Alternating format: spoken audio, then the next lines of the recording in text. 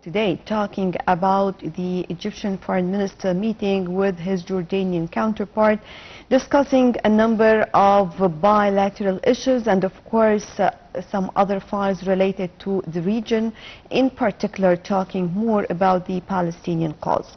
Over the phone we have Ambassador Sou'ad Shalaby, former assistant foreign minister. Hello. Hello, good morning. So first of all, I'd like to shed the light on the first points that were discussed in this meeting. And of course, we are talking about two important points. We are talking first, reaching an immediate ceasefire in Palestine or in Gaza Strip, and also allowing more humanitarian aid to the civilians over there. Can we discuss this and tell us more about the latest developments in this respect? Of course, it is a very tragic situation. It is catastrophic. Israel is rejecting any kind of mediation, any kind of stop of any kind of ceasefire, even if it is for a short time. Of course, the Israeli policy is continuing to impose new reality on the Palestinian people, forcing them to flee, to be displaced from one place to another. The situation is very, very sad and depressing because the international community is not doing the job. It is not forcing Israel to stop the war, and it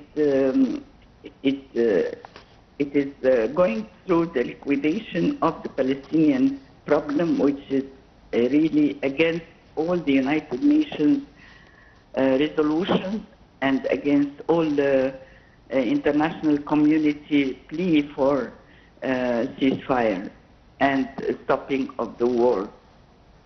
This is a savage aggression which has taken the lives of 38,200 people in 9 months, and it has wounded 88,000 Palestinians. So there has been multiple displacements during these 9 months. People have been going from one place to another. So it is a disastrous situation, catastrophic situation, especially with the genocide and the demolition of schools and schools and hospitals.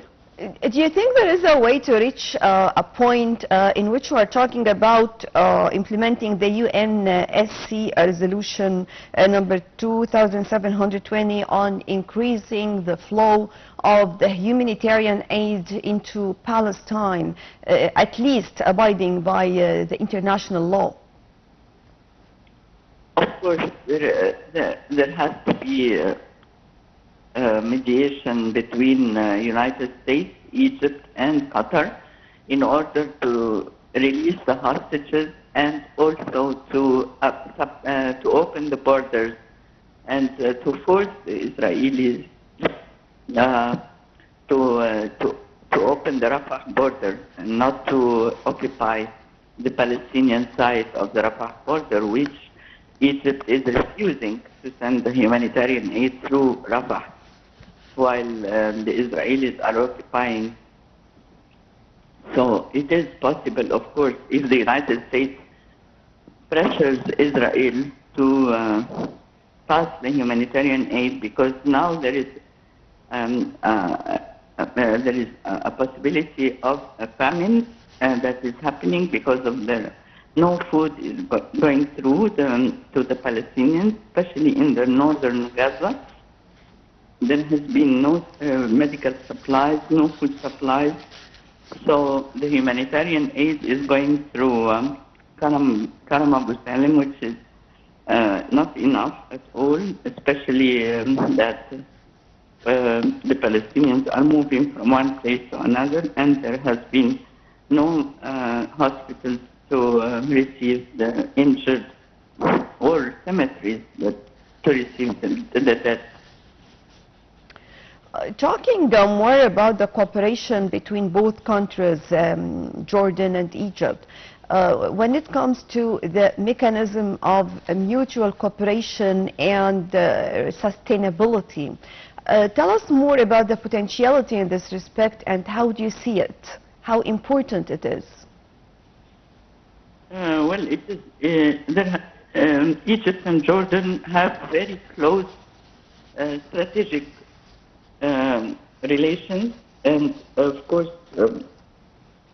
the meeting between the new minister of Foreign Affairs, Badr Abdelati, and Minister Sou'ad yesterday in the press conference, they have showed very well how much Egypt and Jordan are on the same page, how much they are looking forward to expand the relationship between them, whether it is bilateral, regional, or strategic.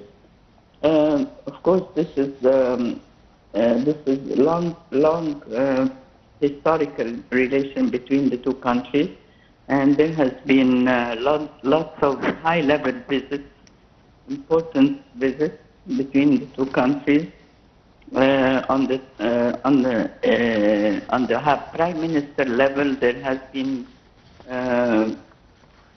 meetings and joint programs and joint initiatives that took place, whether it is for bilateral or for regional purposes. Well, when it comes to pushing forward, to reach a trilateral cooperation mechanism, including Iraq, so how far can this also be important during this critical period of time?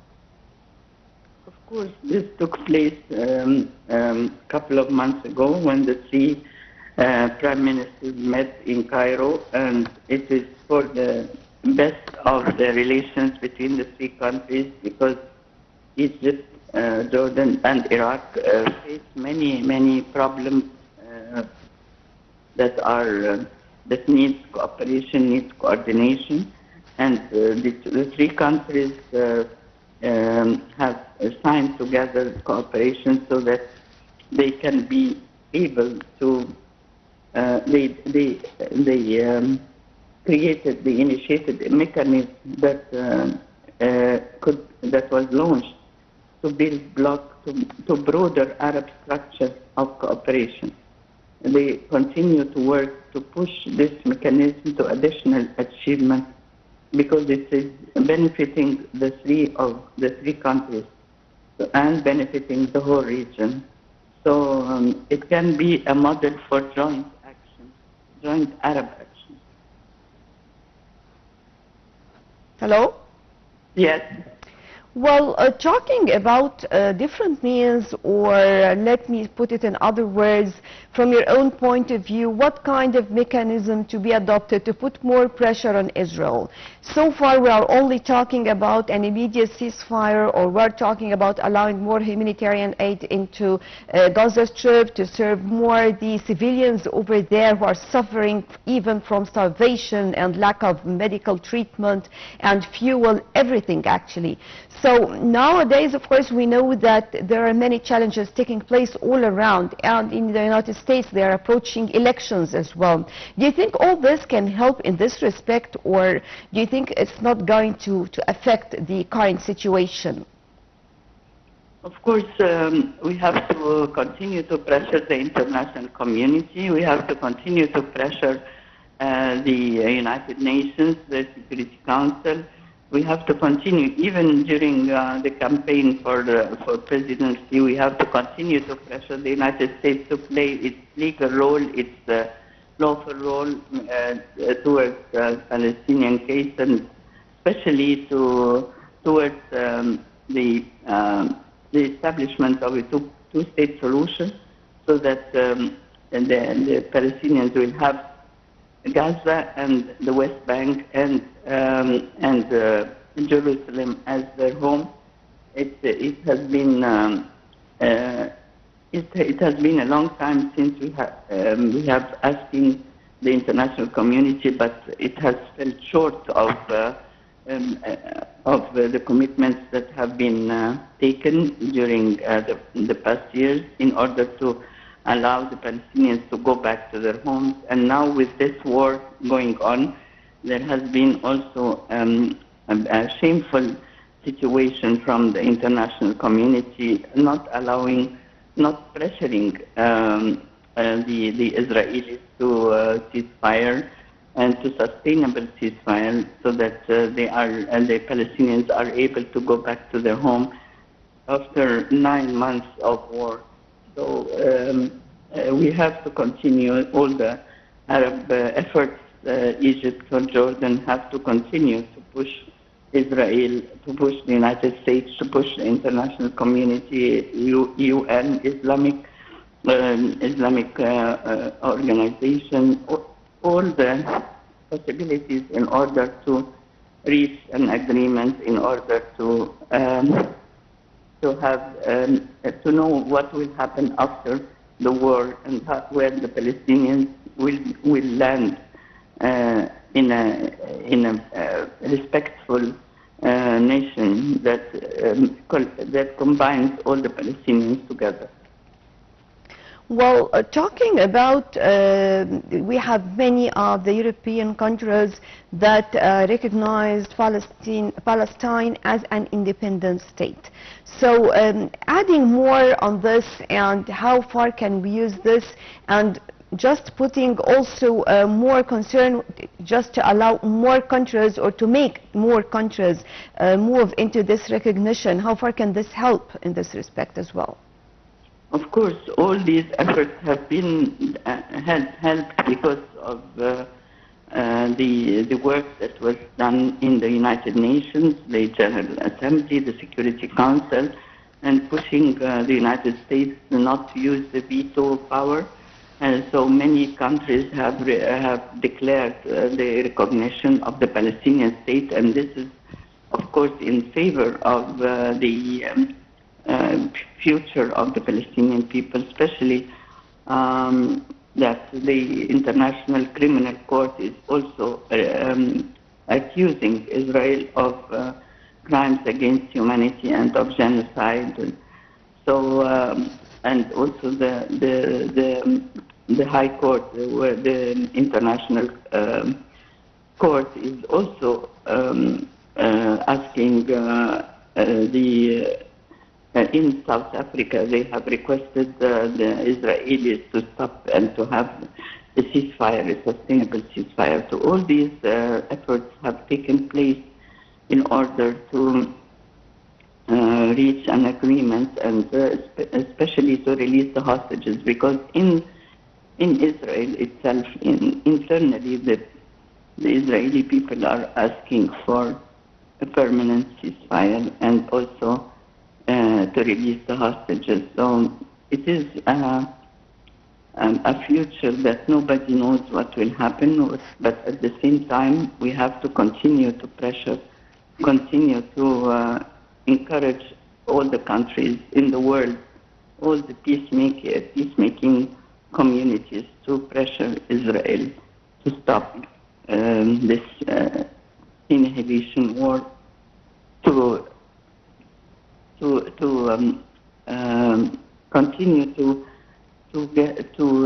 abolish and to destroy the Gaza people, and of course also in the West Bank.